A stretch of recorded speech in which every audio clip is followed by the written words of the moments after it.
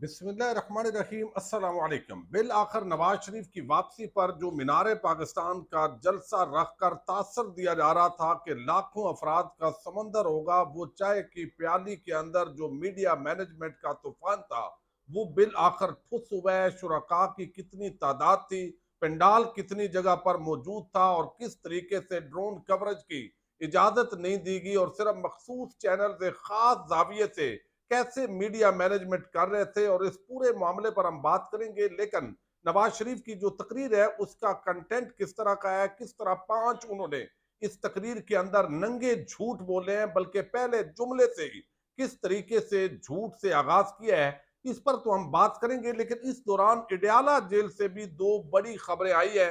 ये खबरें क्या हैं वो भी आपके सामने रखूंगा। उम्मीद है आप समाप्त करेंगे और अपने कीमती फीडबैक से जरूर आगाह करेंगे।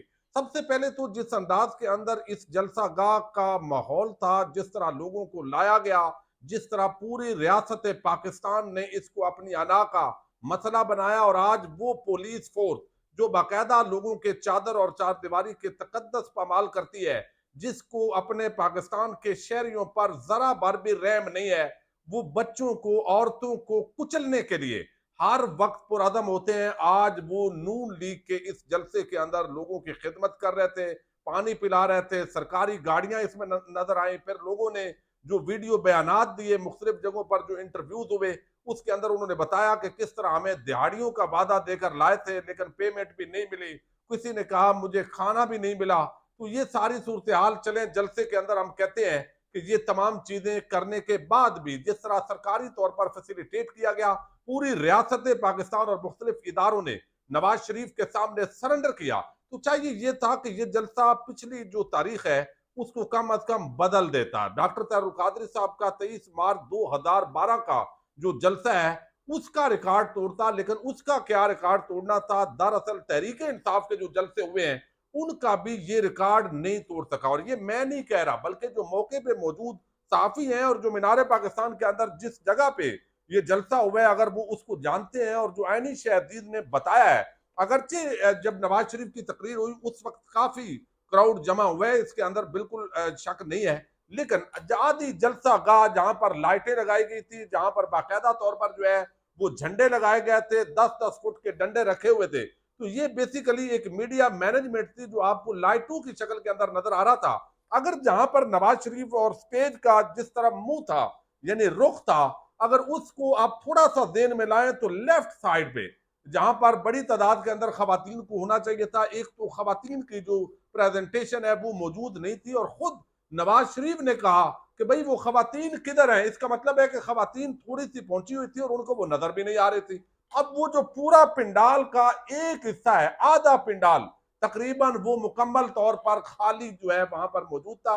यही वजह है कि जियो न्यूज और पीटीवी और जो सरकारी टीवी चैनल्स थे, उन्होंने जिस तरीके से फुटेज, ड्रोन फुटेज मुख्तलिफ जगहों पर ली है, वो एक खास इलाका है, खास हिस्सा है उस पंडाल का जहां से वो मीडिया मैनेजमेंट की गई है। और मीडिया मैनेजमेंट जरूरी भी थी। जिस तरह अरबों रुपए के इश्तेहार शहबाज शरीफ ने दिए, फिर इस वक्त जो कंपनी है वो भी साथ सेटलमेंट है, एनआरओ दिया हुआ है, खुली छूट के बावजूद ये जलसा जो है वो इस सतह का कामयाब नहीं हुआ। लेकिन ज़ाहिर है हामिद मीर, शाहजेब खान दादा, उनके टीवी चैनल इसको जो है वो चाय की प्याली के अंदर तूफान जो है वो लाने की उन्होंने कोशिश की। और आजादी थी, कोई रोक टोक नहीं थी, कोई गिरफ्तारियां नहीं थी किसी किस्म का। बजाय इसके डीसीओ जो है वो गाड़ियां फराम कर रहे थे और तमाम जो मशीनरी है वो तो तावन कर रही थी। लेकिन इसके बावजूद जो है ये जलसा तहरीक इंसाफ के जलसों का भी रिकॉर्ड नहीं तोड़ सका। अब यहां पर हुआ यह है कि पंडाल आप कह सकते हैं खाली था। एक्चुअल जो सामने पुल है वहां पर लोगों की एक बड़ी तादाद मौजूद थी, और वो जलसागाह के अंदर अगर आते तो मजीद जलसे की रौनक बढ़ सकती थी। तो लिहाजा जो शुरका का एक एनालिसिस है जो तादाद का, इस वक्त चूंकि हुकूमती एजेंसियां तो उसको ज़ाहिर है बोलेंगे शायद वो लाख तादाद बता दें, लेकिन ये जलसा तकरीबन 25,000 से जो आईनी शहदीन है उनके मुताबिक 30,000 की जो तादाद है वो इस हवाले से उन्होंने जो है वो दी है। ये अगरचे रूटीन के मुताबिक ये इंप्रेसिव तादाद होती है, जब 30,000 होता है तो उसको 1 लाख ही काउंट किया जाता है प्रैक्टिकली। लेकिन जितना इसका शोर शराबा और 4 साल के बाद एक लीडर आ रहा है, तो आपने सियासी रहनुमा है, आपका कायद है, फिर पूरे MNAs MPAs टास्क दे के धमका के उनके नाम लिख के, तो ये इतनी बड़ी तादाद नहीं थी। फिर जो यहां पर तकरीर की नवाज शरीफ ने, अब तकरीर के बहुत सारे नुकात हैं, लेकिन पहला जुमला उन्होंने झूठ पर मबनी रखा। ये मैं यानी तासब की वजह से नहीं कह रहा, बल्कि देखें, एक होता है चेहरों की अदाकारी, यकीनन उनके साथ कुछ ज्यादतियां भी हुई, यानी इसके अंदर कोई शक नहीं। और पाकिस्तानी कौम के साथ ये ज्यादती हुई कि उनकी चोरी डकैती के बावजूद उनके जेन्युइन केसेस के अंदर उनको सजा नहीं दी गई, जिसकी वजह से आज उनको ये कहने को एक बयानिया सा मिल गया है कि हमें बेटे से तनख्वाह ना लेने पर, हालांकि करप्शन पर सजा हुई है उनको, करप्शन पर, बेटे की तनख्वाह लेने का मामला नहीं है। लेकिन इसके बावजूद जो है आप देखिए कि उन्होंने जिस तरीके से ये बातें की हैं वो मैं पहले आपके सामने रखता हूं, और ये बात आपने तवज्जो के साथ ये वीडियो मेरी सुननी है, मैं तासब के बगैर ये बातें कर रहा हूं। एक बात याद रखें, मरियम नवाज हो, शहबाज शरीफ हो या नवाज शरीफ, इनके चेहरों के खदोखाल, इनकी गुफ्तगू, इनसे बेहतर अदाकार कोई नहीं है। यानी इन्होंने अवाम का जिस तरह एक हमदर्द बन के जो एक्टिंग करनी होती है, ये बाकायदा उसकी रिहर्सल करते हैं, और ये जो रिहर्सल है वो उनके चेहरे लगेगा कि जैसे जो है वो बड़े अवाम के हमदर्द बन गए हैं, बड़ा ये कर दिया है। अब जलसे के अंदर जो उन्होंने तकरीर की है मैं आपके सामने रखता हूं। अब एक तो उन्होंने कहा जी, शुरू के अंदर ही पहला जुमला ही उसने बोला कि ना आपको नवाज शरीफ ने कभी धोखा दिया है और ना अवाम ने कभी मुझे धोखा दिया है। भाई आपने किस तरह धोखा नहीं दिया? आप पहले NRO लेके आप जद्दा भागे, 10 साल के लिए आपने दस्तखत किए, मुआहदा किया, अपनी जो पार्टी के आपके लोग जेलों के अंदर थे उनको भी आप साथ नहीं लेके गए, उनको बताया भी नहीं, और 10 साल तक, पिछले तकरीबन 6-7 साल तक आप झूठ बोलते रहे, नंगा झूठ। और मस्जिद नबवी में बैठ के जिस तरह साहबजादा अहमद रजा साहब बताते हैं, आप बताते रहे हाजी फजल करीम साहब को भी कि मैंने कोई मुआहदा नहीं किया, लेकिन बिल आखिर आपके दस्तखतों के साथ मुआहदा निकल आया, अवाम के साथ आपने झूठ बोला और इसी तरीके से आपने धोखा दिया। आप उस वक्त भी जेल से निकले और भाग गए। अब दोबारा आपने जाली बीमारी का ड्रामा किया, और उस ड्रामे के तहत NRO किया आपने जनरल बाजवा साहब और एस्टेब्लिशमेंट से, और आप भाग गए।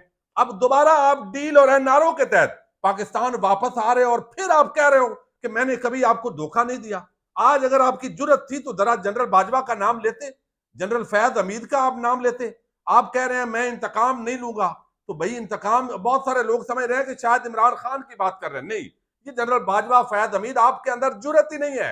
आप सौदेबाजी करके आए हैं, आप NRO लेके आए हैं, तो सौदेबाजी करने वाला शख्स की जुर्रत हो सकती है, वो तो बुज़दिल होता है, उसकी क्या मजाल के वो जनरल बाजवा और जनरल फैज हमीद जो है उनके एहतसाब की बात करे, वोट को इज्जत दो का बयानिया कहां गया आपका?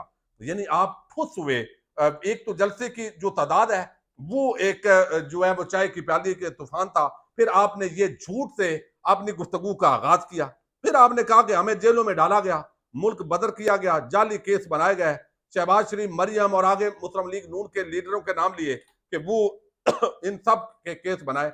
यकीनन कुछ केसेस फेक थे, लेकिन शहबाज शरीफ का केस अटल था, उसके अंदर जो है वो कोई झोल नहीं था, मनी लॉन्ड्रिंग उसकी पकड़ी गई है, लेकिन डील के नतीजे में उसको वजीर आजम बना के पाकिस्तानी कौम को जूते की नोक पे रखा गया कि तुम्हारी ये औकात है, हम सबसे बड़े जो मुजरम है, जो कौमी लुटेरे हैं, चाहे तो तुम्हारे वोट को पांव तले रौंद के उनको वजीर आजम बना सकते हैं। तो इसके अंदर शहबाज शरीफ बेगुनाह करार नहीं दिया गया, ना वो बेगुनाह है। तो ये जजेस की मैनेजमेंट, अदलिया की मैनेजमेंट, एस्टैब्लिशमेंट की मैनेजमेंट और ये सियासी जमातों की मैनेजमेंट, इसके मीडिया मैनेजमेंट के जरिए ये सारे अरेंजमेंट हुए हैं।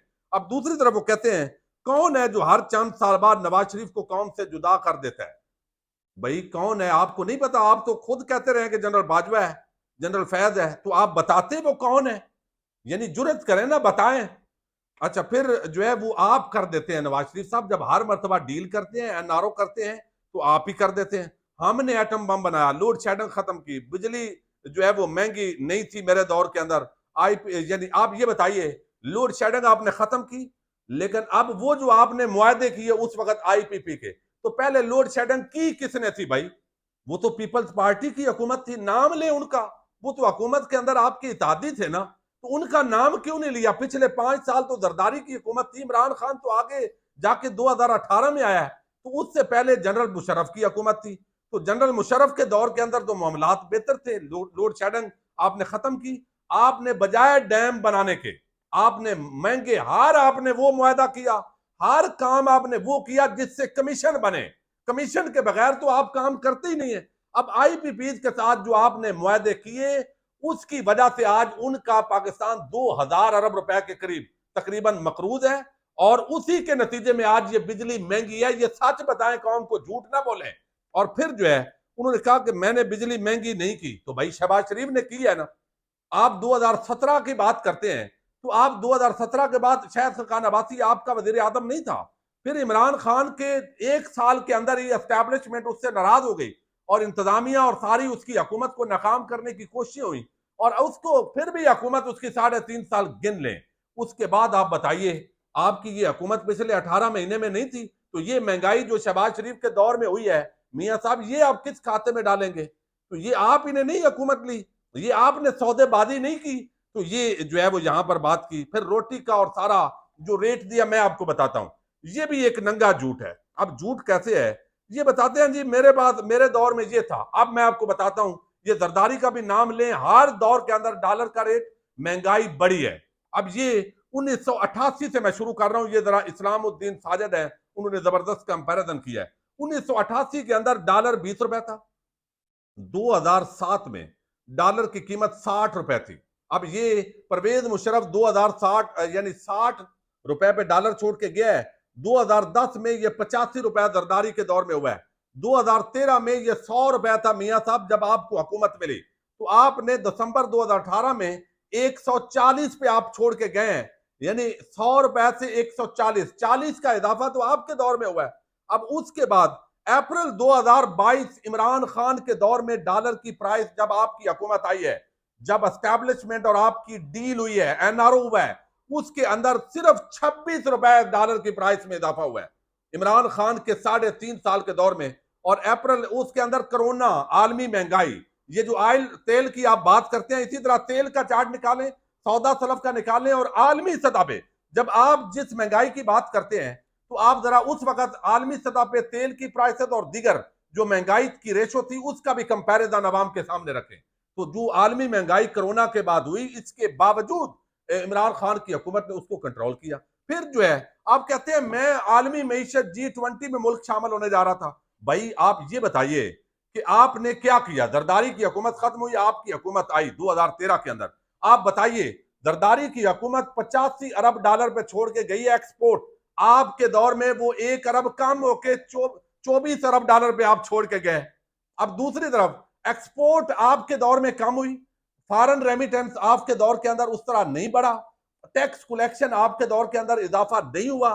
फिर आप बताइए, पैसा यानी कर्जों के साथ मोटरवे बनाना, कर्जों के साथ वो करना, और आपने कोई डैम बनाया, आपने आईपीपी से मुआहदे किए ताकि कमीशन मिले, और वो हर काम कमीशन वाला मियां साहब आपने किया है। यहां भी आपने डंडी मारी है। फिर जो है अडयाला जेल के अंदर वो कहते हैं मुझे कॉल करने की इजाजत नहीं थी, क्लिंटन ने कहा कि एटमी धमाके करने हैं, 5 अरब डॉलर देंगे। भाई उस वक्त आपके खिलाफ पाकिस्तान अवामी इत्तेहाद बना हुआ था।